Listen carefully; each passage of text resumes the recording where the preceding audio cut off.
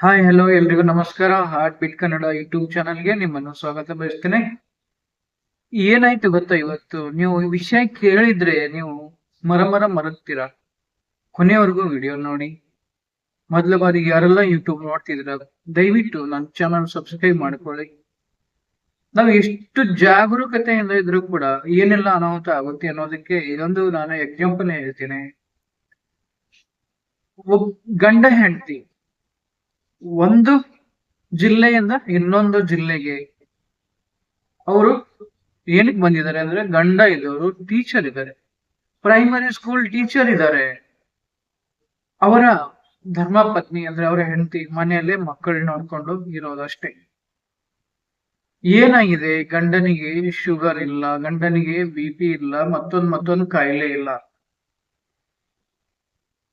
Night ಎಲ್ಲ ಎದೆನೋವು ಅನ್ಕೊಂಡಿದ್ದಾರೆ, ಆದ್ರೆ ಹಾಸ್ಪಿಟಲ್ಗೆ ಹೋಗಿಲ್ಲ, ಮನೆಯಲ್ಲೇ ಉಳ್ಕೊಂಡಿದ್ದಾರೆ. ಹಗಲೊತ್ತಾದ್ರೂ ಕೂಡ ಹಾಸ್ಪಿಟಲ್ಗೆ ಹೋಗಿಲ್ಲ, ಸ್ಕೂಲ್ಗೂ ಹೋಗಿಲ್ಲ, ಮನೆಯಲ್ಲೇ ಉಳ್ಕೊಂಡಿದ್ದಾರೆ. ಏಕಾಏಕಿ ನೋವು ಜಾಸ್ತಿ ಆಗಿದೆ, ಮನೆಯಲ್ಲಿನೇ ಜೀವ ಹೋಗಿದೆ. ಬರೀ 35 ವರ್ಷ ಯುವಕ, 2 ಹೆಣ್ಣು ಮಕ್ಕಳು ತಂದೆ, ಬೇರೆ ಜಿಲ್ಲೆಯಿಂದ ಇನ್ನೊಂದು ಜಿಲ್ಲೆಗೆ ಬಂದು ಸ್ಕೂಲ್ ಟೀಚರ್ ಆಗಿ ಕೆಲಸ ಮಾಡೋರು. ಹೆಂಡತಿ ಎಬ್ಬರಿಸ್ತಾರೆ, ಎದ್ದೇಳಿ ಅಂತ ಹೇಳಕ್ಕೆ ರೆಡಿ ಇಲ್ಲ. ಜೀವ ಹೋಗಿದೆ ಗಂಡಂದು. ಕೊನೆಗೆ ಚೀರಾಡ್ತಾರೆ, ಕೂಗಾಡ್ತಾರೆ.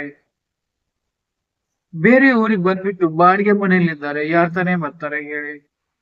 ಊರು ಅಳೋದ್ ನೋಡಿ, ಊರ್ ಚೀರಾಡೋದ್ ನೋಡಿ, ಅಲ್ಲಿ ಇಲ್ಲಿ ಇರೋ 4 ಹುಡುಗರು ಓಡ್ ಬಂದು ಏನಾಯ್ತು ಅಂತ ಕೇಳ್ತಾರೆ. ಅವರು ಹಾಸಿಗೆ ಬಿಟ್ಟು ಹೇಳ್ತಿಲ್ಲ.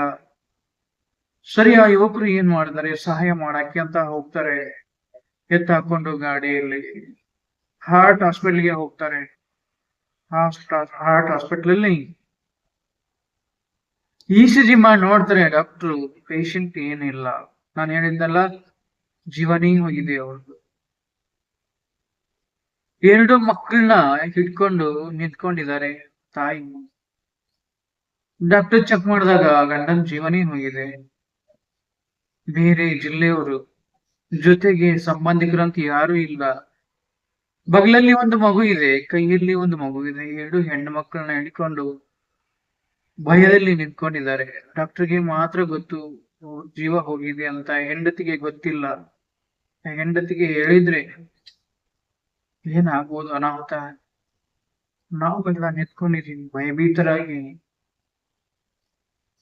ಕೊನೆಗೆ ಡಾಕ್ಟರ್ ಅನಿವಾರ್ಯವಾಗಿ ಹೇಳಲೇಬೇಕಾದಂತ ಪರಿಸ್ಥಿತಿ.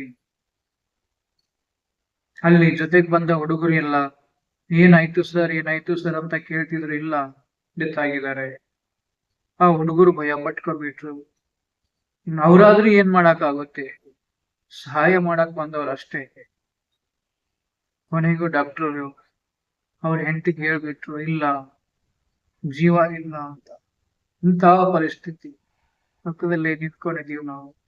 ಅವ್ರ ಅಳೋದ್ ನೋಡಿದ್ರೆ, ಬಗ್ಲಲ್ಲಿರೋ ಮಗುನ್ನ ಕೆಳಗಡೆ ಬಿಟ್ಟು ಹೆಣ್ಮಗಳು ಹೊದ್ದಾಡಿ ಅಳ್ತಾಳೆ. ಯಾಕಂದ್ರೆ ಜೊತೆಗೆ 2 ಹೆಣ್ಮಕ್ಳು, ಗಂಡನ ಜೀವ ಇಲ್ಲ.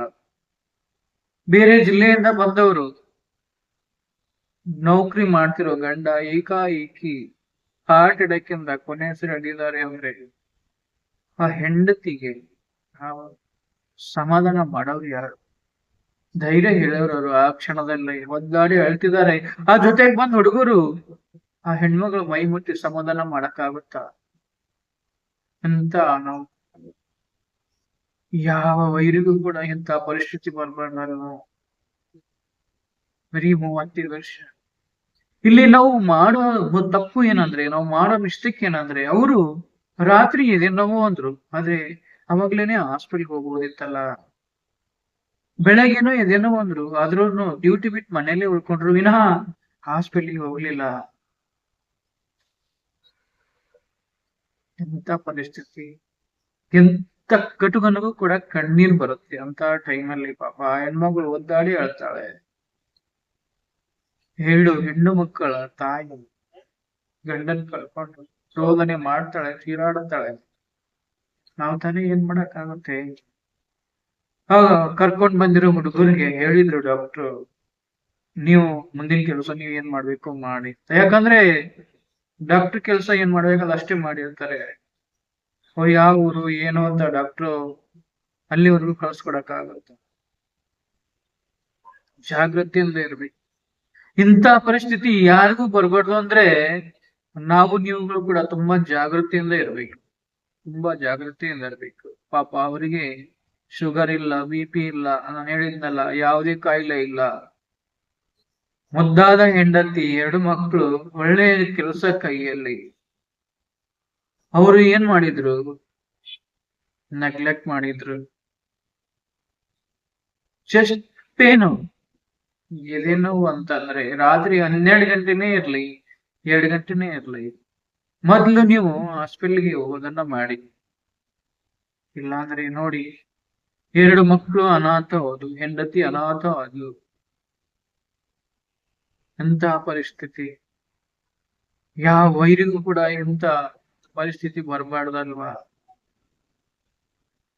ಸೊ ಈ ಒಂದು ಘಟನೆನ ನಿಮ್ ಮುಂದೆ ಯಾಕೆ ಹೇಳ್ತಿದ್ದೀನಂದ್ರೆ ನೀವುಗಳು ಜಾಗೃತೆಯಿಂದ ಇರ್ಬೇಕು. ಅವರು ಜಾಗೃತೆಯಿಂದ ಇದ್ದಿದ್ರೆ, ಮುನ್ನೆಚ್ಚರಿಕೆ ಕ್ರಮ ಕೈಗೊಂಡಿದ್ರೆ ಬದುಕ್ತಿದ್ರು, ಹೆಂಡತಿ ಮಕ್ಕಳ ಜೊತೆ ಚೆನ್ನಾಗಿರ್ತಿದ್ರು. ಆದ್ರೆ ಅವರು ಇದೇನ ಇಲ್ಲ ಅಸಿಡಿಟಿ ಅಂತ ಅಥವಾ ನಾರ್ಮಲ್ ನೋವು ಅಂತ ಅನ್ಕೊಂಡು ಸುಮ್ನೆ ಆಗ್ಬಿಟ್ಟಿದ್ದಾರೆ, ಕಡಿಮೆ ಆಗುತ್ತೆ ಅಂತ ಜೀವನೇ ಕಳ್ಕೊಂಡ್ಬಿಟ್ಟಿದ್ದಾರೆ. ಆ ದೇವರು ಆ ಹೆಣ್ಣು ಮಕ್ಕಳಿಗೆ, ಆ ತಾಯಿಗೆ ಚೆನ್ನಾಗಿಟ್ಟಿರ್ಲಿ. ಅದೇನಾಯ್ತು ಮುಂದೆ ಪರಿಸ್ಥಿತಿ ದೇವೇ, ದಯವಿಟ್ಟು ನಿಮ್ಮಲ್ಲಿ ಕೈ ಮುಗಿತೀನಿ. ಇದೇ ನೋವು ಅಂತ ಅಂದ್ರೆ ಈಗ ಹಾಸ್ಪಿಟ್ಲಿಗೆ ಹೋಗ್ಬಿಡಿ. ಯಾವುದೇ ಹತ್ತಿರದ ಹಾಸ್ಪಿಟಲ್ ಇರ್ಲಿ, ತೋರಿಸ್ಕೊಳ್ಳಿ, ನೆಗ್ಲೆಕ್ಟ್ ಮಾಡಬೇಡಿ. ಈ ಒಂದು ಘಟನೆ ಅಂತಲ್ಲ, ಈ ತರ ನಾನು ತುಂಬಾ ಘಟನೆಗಳು ಕೇಳಿದೀನಿ, ನೋಡಿ. ಅಸಿಡಿಟಿ ಅಂತ ಹೇಳ್ಬಿಟ್ಟು ನೆಗ್ಲೆಕ್ಟ್ ಮಾಡಿಕೊಂಡು ಜೀವನೇ ಕಳ್ಕೊಂಡಿದ್ದಾರೆ ತುಂಬಾ ಜನ. ಇವತ್ತು ಇಂಥ ಅನಾಹುತ ಕಣ್ಮುಂದೆನೆ ನಡೀತದೆ ಅಂದ್ರೆ ಎಂತ ಕಟುಕರಿಗೂ ಕೂಡ ಕಣ್ಣೀರು ಸೋತ್ ಬರುತ್ತೆ ಅಲ್ವಾ? ಎಲ್ರು ಚೆನ್ನಾಗಿರಿ. ಈ ವಿಷಯ ಯಾಕೋ ನಿಮ್ ಮುಂದೆ ಹೇಳ್ಬೇಕು ಅಂತ ನನ್ಗನ್ಸಿತ್ತು, ಹೇಳಿದ್ದೆ. ಬಟ್ ಅವರು ಯಾವ ಜಿಲ್ಲೆಯವರು ಅಂತ ಹೇಳೋದ್ ಬೇಡ, ಯಾವ ಜಿಲ್ಲೆಯಲ್ಲಿ ನೌಕರಿ ಮಾಡ್ತಿದ್ರು ಅಂತ ಹೇಳೋದ್ ಬೇಡ. ಪಾಪ ಆ ತಾಯಿಗೆ ಆ ಭಗವಂತ ದುಃಖವನ್ನು ತಡೆದುಕೊಳ್ಳುವ ಶಕ್ತಿ ಕೊಡ್ಲಿ. ಆ 2 ಹೆಣ್ಣು ಮಕ್ಕಳಿಗೆ ಚೆನ್ನಾಗಿ ನೋಡಿಕೊಳ್ಳುವಂತ ಧೈರ್ಯ ಕೊಡ್ಲಿ ಅಂತ ಅಷ್ಟೇ ನಾನು ಹೇಳ್ಬೋದು. ಬೇಜಾರು ಕಣ್ರಿ, ಈ ತರ ಎಲ್ಲ ಕಣ್ಮುಂದೆ ನಡೀತಿದ್ರೆ ನಮಗೂ ಕೂಡ ಹೃದಯ ಅಂತಿದೆ, ಇಷ್ಟು ಅಂತ ತಡೆಕೊಡಕ್ ಆಗುತ್ತೆ ಅಲ್ವಾ? ಚೆನ್ನಾಗಿರಿ, ಮತ್ತೆ ಮುಂದಿನ ವಿಡಿಯೋದಲ್ಲಿ ಸಿಗ್ತೀನಿ. ನೀವು ಕೂಡ ಚೆನ್ನಾಗಿರಿ, ನಿಮ್ಮವರಿಗೂ ಕೂಡ ಚೆನ್ನಾಗಿ ನೋಡ್ಕೊಳ್ಳಿ. ಇಷ್ಟೇ ನಾನು ನಿಮ್ಮನ್ನ ಕೇಳ್ಕೊಳ್ಳೋದು, ಹೇಳೋದು. ಎಲ್ರಿಗೂ ನಮಸ್ಕಾರ.